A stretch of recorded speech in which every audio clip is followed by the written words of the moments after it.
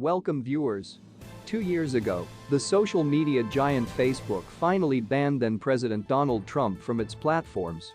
The decision came after he had repeatedly violated Facebook's policies by spreading election disinformation and inciting the violence, which ultimately led to the January 6 Capitol insurrection. In this video we will break it all down for you. But before we continue, please take a minute of your precious time to hit the subscribe button below and turn on the notification bell to get the latest update from us. Facebook's decision was too little, too late.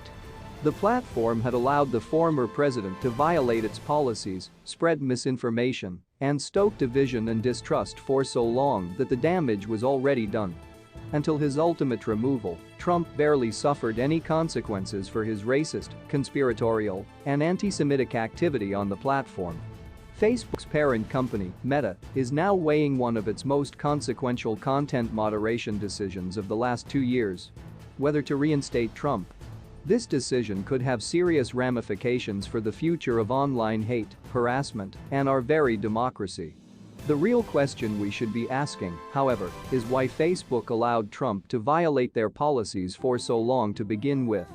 Had Facebook held President Trump to the same standard as the rest of us, they might not have ever made it to this dramatic moment.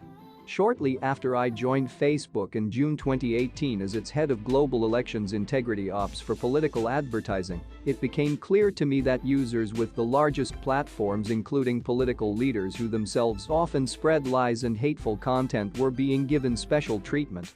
When I questioned why we were not fact-checking political ads, including those that spread lies about the elections ahead of the US midterms, I was sidelined and then pushed out. Since then, there has been continued evidence that Meta's policies allow millions of high-profile users' violative content to be amplified and spread. I have long stated that Mark Zuckerberg's exemptions for fact-checking politicians and the so-called newsworthiness exception that grew out of that are two of the most dangerous elections-related decisions the company has made. The exemptions given to the powerful at the expense of the rest of us, coupled with a business optimized for frictionless virality, were decisions that harmed our democracy. By refusing to fact-check politicians while also providing them sophisticated tools to grow their audiences and make their content go viral, Facebook tilted the scales to push more people to believe in these conspiracy theories about the election. And let's be clear. Meta is not implementing these policies in the name of free speech. Policies that allow for corrosive content to flourish are good for business.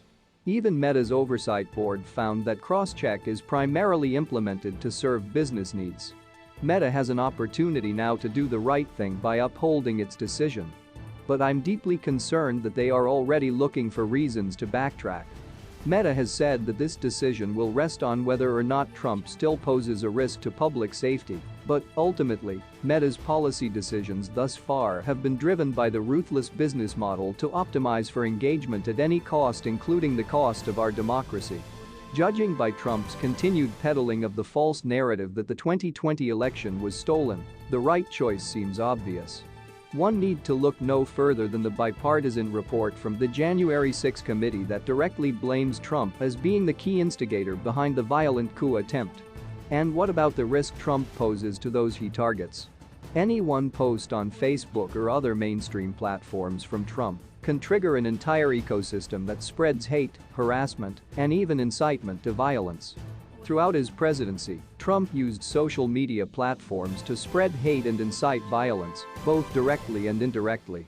My team at ADL has documented how the online harassment ecosystem actually works and the dangerous impact it can have.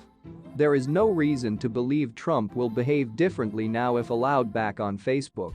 In fact, Trump's recent posts on Truth Social, a platform he owns, but which is a fraction of Facebook's user numbers, reflect a continuation of his reckless behavior, including making direct threats against Jews, slinging racist anti-Asian slurs at his political enemies, embracing Canaan, and singling out elections officials for his followers to harass.